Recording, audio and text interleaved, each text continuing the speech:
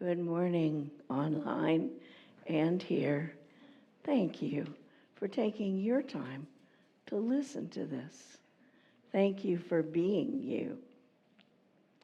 May the words that come through me bring through the light that each needs.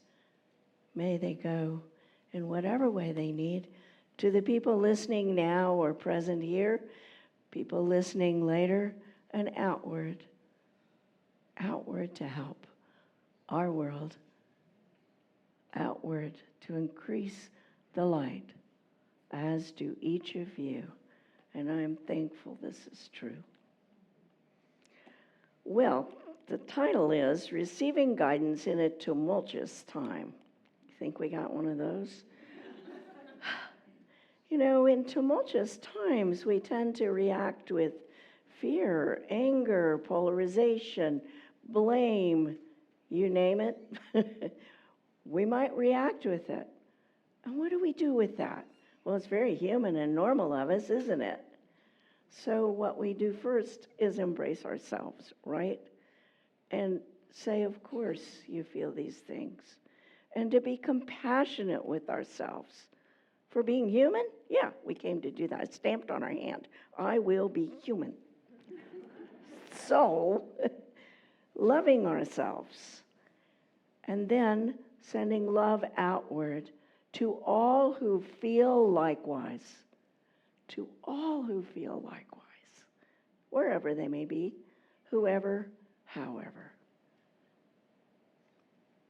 And when we send, we are less collapsed with our own emotions about the tumult. I was taught this very early on when my sensitivities began opening more in my early 30s. An ambulance would go by and I would feel the heart pain or the birth pains, or I don't know if that was accurate for sure, but I would feel not so good. And guidance right away was, send. Don't put that in, send. So when we're feeling that kind of pain and fear, send out the love and the light to all who feel likewise or might later on or whatever. So what about this time? What's going on? As I understand it from guidance I've received and from many, many people whose guidance and words I respect, feelings I respect, we're in a time of possibly the greatest leap of evolution in the history of humankind. Can we know it's the greatest? Heavens, no, but we can think it might be. And that's a huge deal. In Sally Gerner's book, that was The Clockwork Universe, had a few more words in the title, but that's close. After the Clockwork Universe, she pointed out through physics, through molecular biology, and through spirituality, and through psychology, and through history. She had 2 PhDs and a master's. She couldn't help it. That before there's a huge leap in consciousness, there's always a huge drawback. There are a huge number of people saying, I'm not going there, that's not happening, I'm in control. Dark Ages before the Renaissance is the one I remember from reading her book 20 or 30 years ago. There are right now, as you well know, people that are saying, we're not having a consciousness change, we're having a control.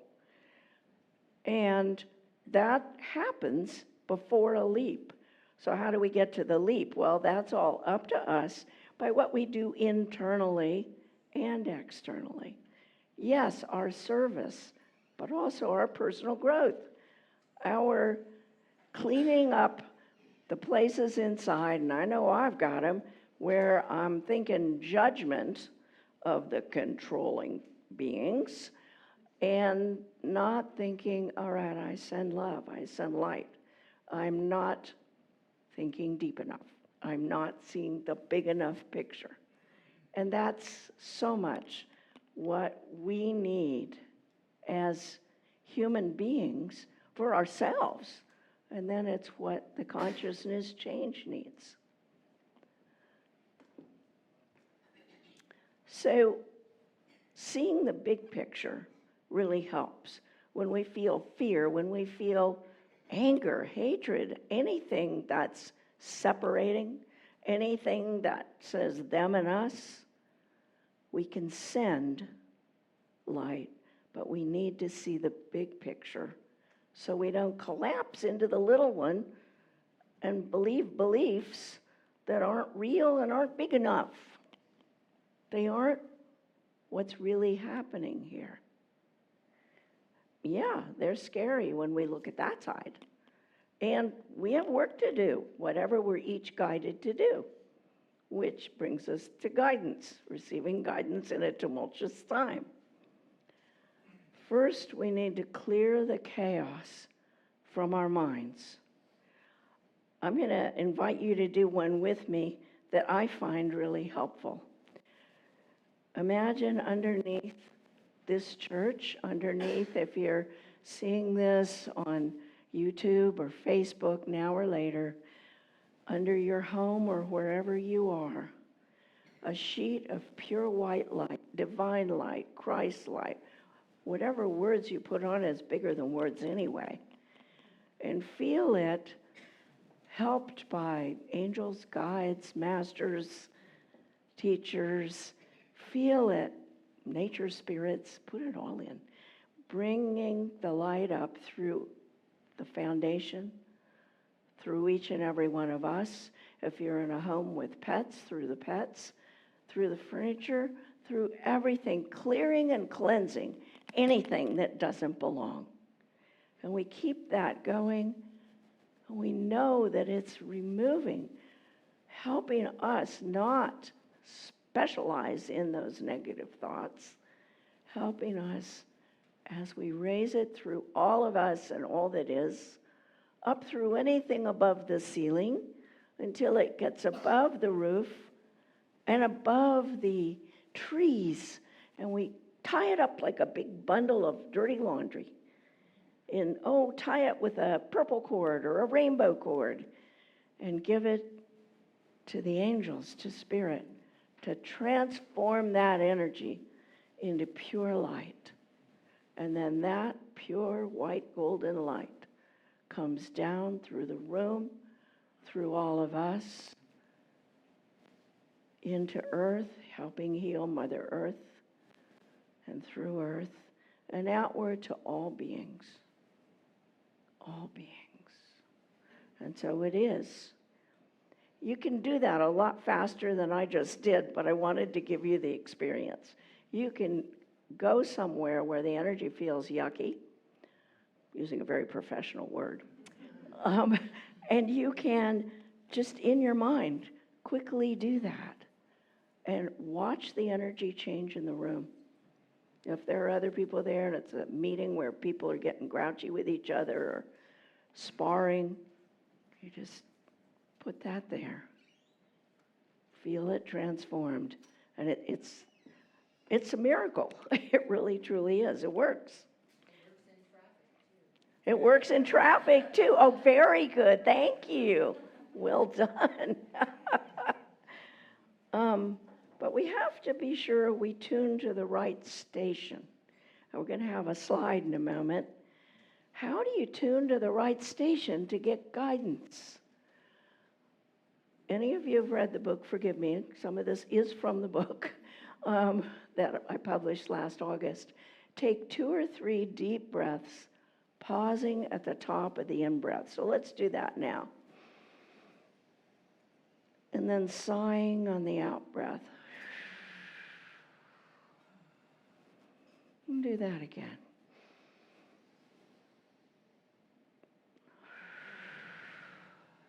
Anatomically, you're clearing out tense energy when you do that.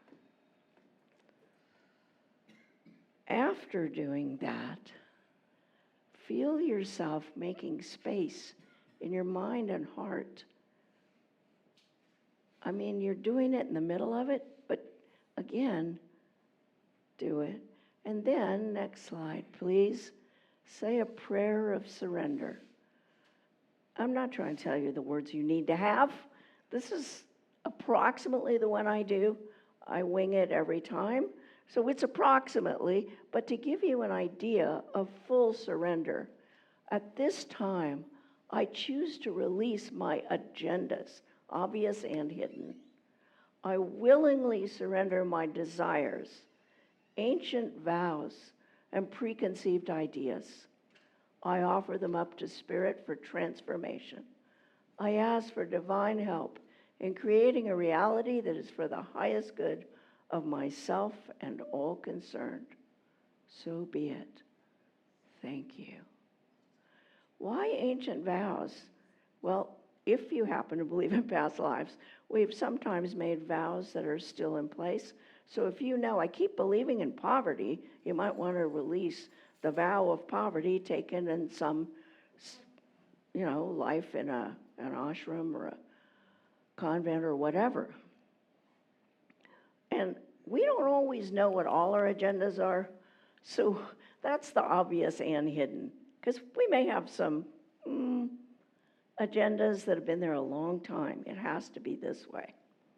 We release those too. To get guidance, we maybe didn't do any of these things, by the way, and you get some anyway. Turn left here, okay? Find out later that car accident was around the corner that way. But we all want guidance, and so to really open to it, we need to surrender. I'll tell you a story. When Dave and I, and we can take the slide down if you want now, when Dave and I were leaving Lexington, Virginia, we put our house on the market. That was March of 1979. We bought a house. We had 3 small children. Dave wasn't going to teach anymore. The speech therapy position, which was my original profession, was not going to work for me to do. And so we didn't know what our living would be. We were paying a bridge loan on the house in Virginia and the one down here, and a perfectly sellable house wasn't selling. And I really thought I had surrendered this, so did Dave, many times. But I sat down on Christmas Eve by myself in the other room. The 3 young children were in playing. And I said, God, if bankruptcy is for the highest good and that's how you want us to serve, I surrender even to that. We received a call a few hours later. Houses don't sell on Christmas Eve. But the realtor said, your house just sold for the asking price. Which nowadays you hope for more than the asking price. Back then we were so thankful. So I believe that part of why it sold then was I finally took my greatest fear that I hadn't even known I had ahead of time and said, all right, this too, if it'll serve. It works. I should have done it a few months before, though.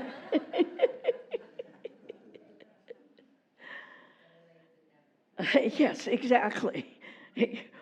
Yes, for sure. So how does guidance come? A hunch or a feeling? Why did we leave Lexington to move here? Dave got this hunch that we really needed to move. We didn't know where yet, but his hunch felt right for a number of reasons. And synchronicities is another way. Within about a week and a half of our going, okay, we're going to move, but let's not tell anybody, because we don't know where and we don't know when.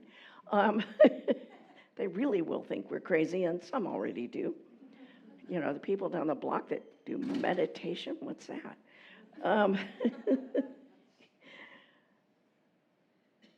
Within a week, about 3 different times, people brought up the name Chapel Hill. Dave and I, he was from New Jersey, I was from Southern California via a year in London. We did not have a clue where Chapel Hill was.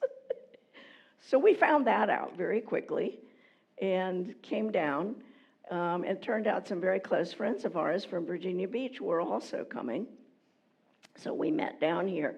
But as soon as Dave and I drove into town, I saw the sign, entering Chapel Hill. By the way, we live in Carborough, so it had to get expanded a little. But it said, entering Chapel Hill. I said, Dave, this is it. We're supposed to come here. And Dave so beautifully said, what do you think if we look around first? On the way home, Dave beautifully said, I think this is it too. But it was synchronicity of three people mentioning Chapel Hill that directed us, and it was a long time ago, 1979. It can be a picture that comes into your head that gives you guidance. It can be something you read in a book or hear in a conversation. The conversation is about something completely different, but a certain set of words just like smacks you in the forehead, and you go, oh. Or, gee, I've heard that twice before this week. Or you can read it in a book. Decades and decades and decades ago, when I was about 26, I was reading The Art of Loving, and I had a huge decision to make that I don't even need to go through what it was, but it was going to affect the lives of other people, and it was the biggest decision of my life, probably. And I was reading The Art of Loving, and in The Art of Loving, there was some sentence that I suddenly knew, yes, I have to do that. I have to do this thing I'm wondering if I should do. And I've read the book several times since. I can't find the sentence. But at the time, I knew, and I positively knew. And I wasn't like this person that was going, yeah, from childhood, I always knew I was listening to guidance. No, I didn't know that. But at 26, it was very clear what that was. And it's always been important to me to serve, and how that it would be serving, that it would be for the highest good of all, even though there would be people that didn't think so at first. Another way guidance can come is words that come into your mind. When we were here, and we'd been here a few months, and we're still wondering what on earth are we doing to earn a living, and we're asking every day in meditation, and no clear answers come. And we were told in meditation, I think I got it that time, teach study techniques. What? Well, Dave had been a 4th and 5th grade teacher. I've been a speech therapist. We've been in schools. Okay, fine.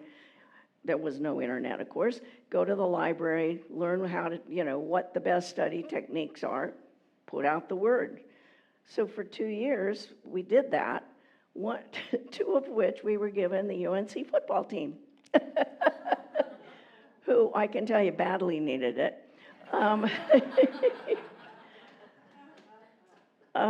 And then after that, the work we each were to do opened and became obvious.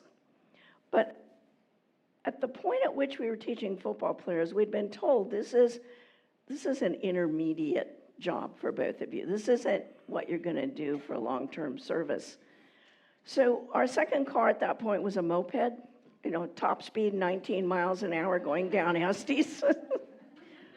So I can still even remember what I was wearing, because this was such an amazing piece of guidance. Flowered skirt, ruffled red blouse, the helmet.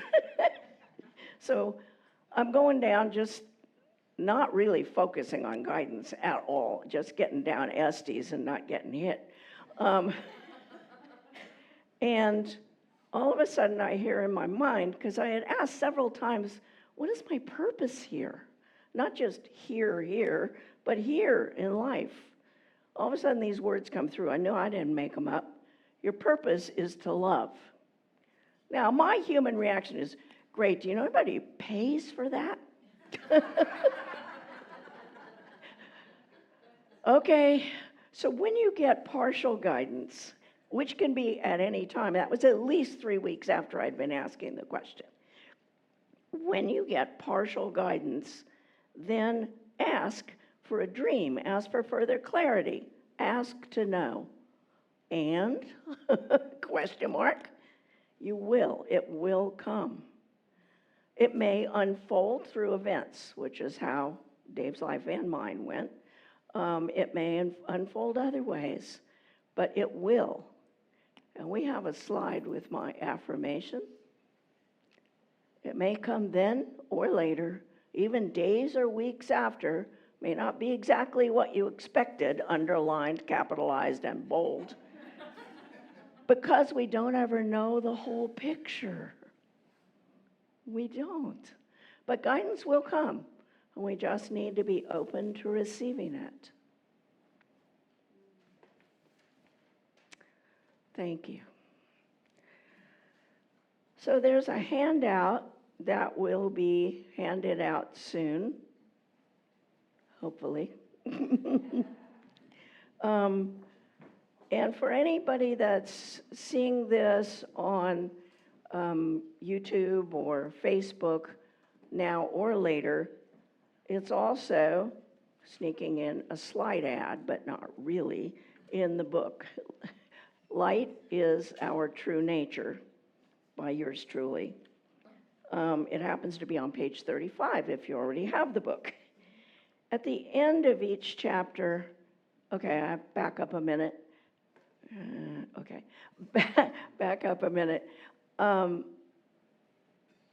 7 years ago, Dave and I both got, to our complete surprise, at different times. Well, they were like within the same week, but we were each by ourselves when we got it.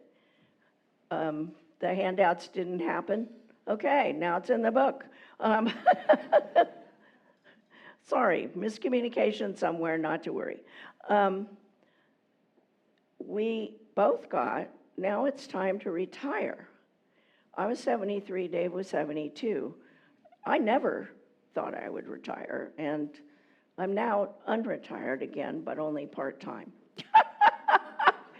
But I was told you need to write a book. It needs to be a spiritual memoir, and I argued. I argue with Spirit more than once, often.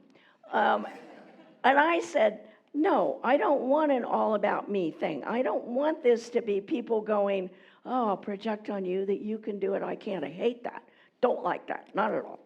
So guidance immediately said, oh no, that's not what we mean. What we mean is put at the end of the chapters a do-it-yourself for whatever the experience was about. So that is what the book has, which is why I could say, well, it's on this page.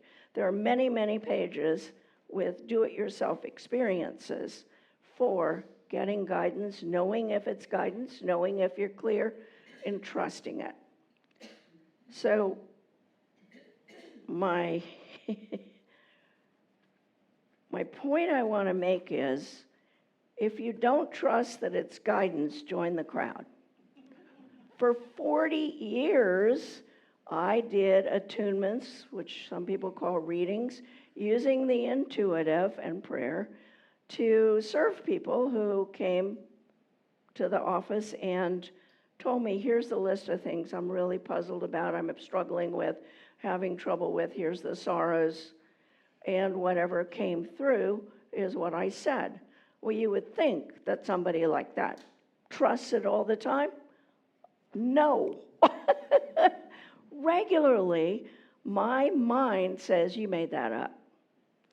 So there are a large number of ways you can tell you didn't make it up. Since we don't have the handout, I'll tell you a few.